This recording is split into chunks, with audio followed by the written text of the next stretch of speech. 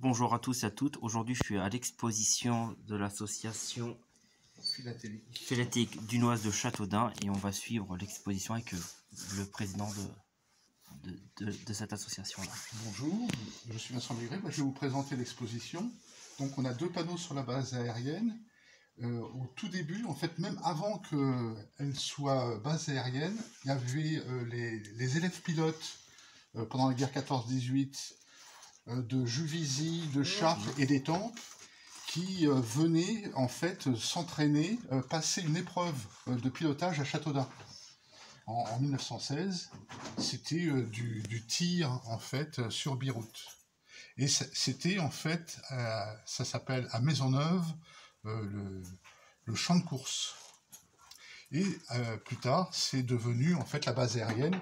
Là, on voit la base aérienne bombardée par les Allemands, parce que c'est une base en fait où on stockait 260 avions neufs qui devaient être répartis en fait sur les autres bases aériennes. Donc c'était un point stratégique de l'Eure-et-Loire. Donc là, vous voyez les défenses en fait anti-aériennes du camp de Châteaudun.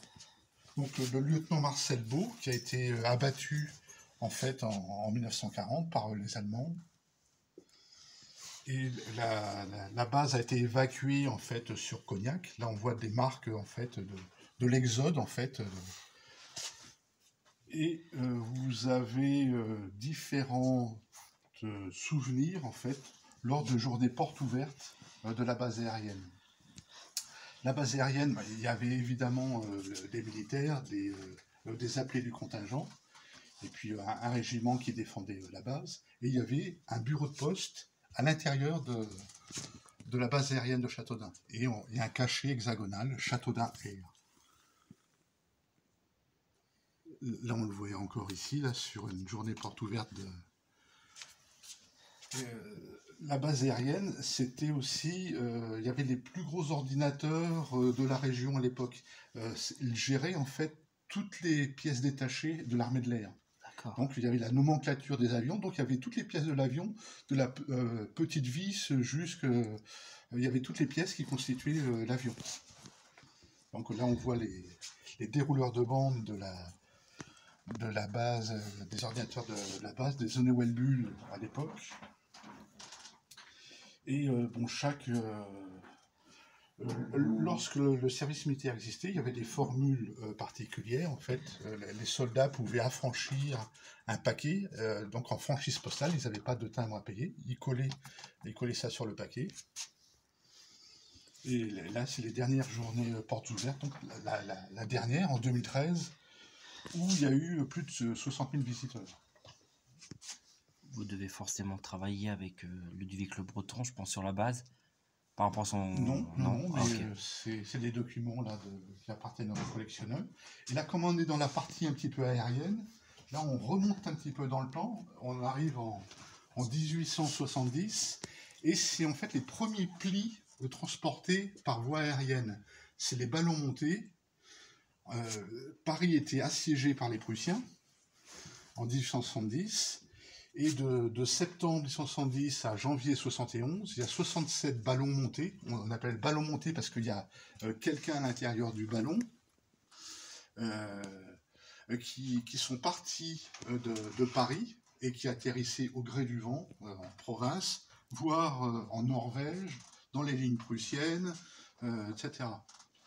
Et il y a un ballon qui s'est appelé Ville de Châteaudun. Et c'est l'un des ballons qui a transporté le plus de courrier, avec 455 kg de courrier. Donc il pouvait transporter du courrier, des voyageurs. Il y a le Premier ministre de l'époque, qui est parti en fait de Paris pour rejoindre Tours, puis Bordeaux, où le gouvernement était réfugié. Donc ça transportait aussi des pigeons voyageurs, du matériel. Donc il y a eu 55 ballons qui ont transporté 2 500 000 lettres en tout. D'accord.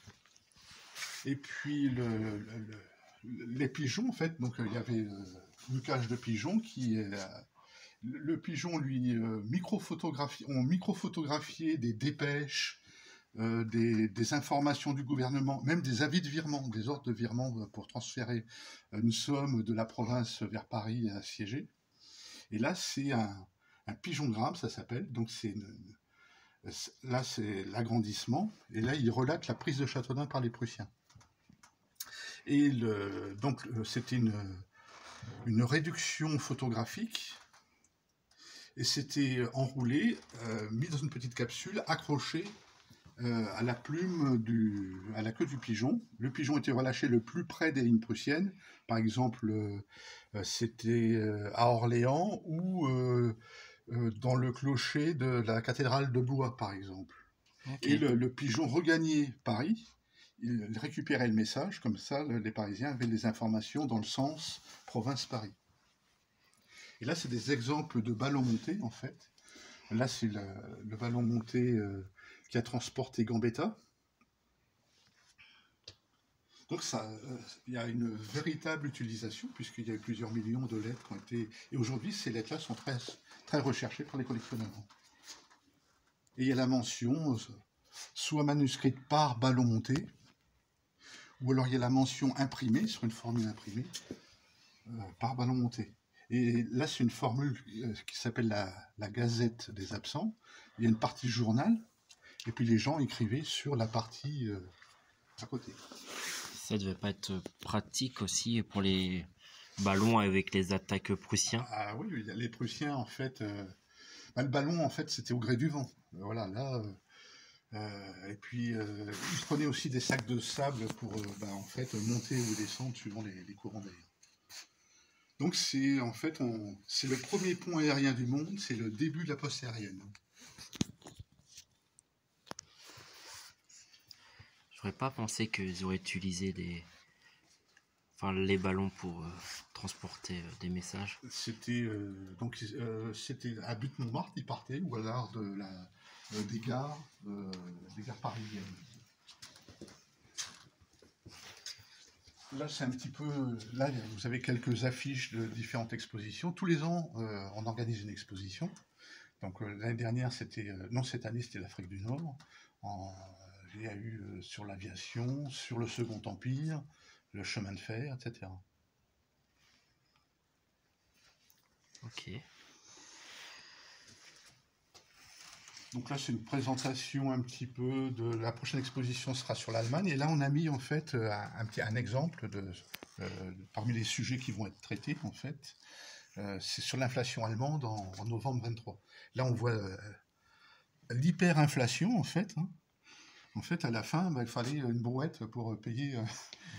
Et on voit des timbres en milliards c'est en centaines de milliers, en millions et en milliards de marques. Chose que Hitler voudra corriger par la suite. Oui, il n'y a pas qu'Hitler. Dès qu'il y a de l'hyperinflation, personne ne peut survivre à ça. C'est vrai qu'il est venu grâce à la crise économique, entre autres choses, mais il était. Là, maintenant, on va passer à Joffre. Joffre, c'est un général qui est très controversé. Donc, c'était un brillant polytechnicien à 17 ans. Il a fait... l'arme du génie, c'est-à-dire des constructions. Il était spécialisé dans le ferroviaire.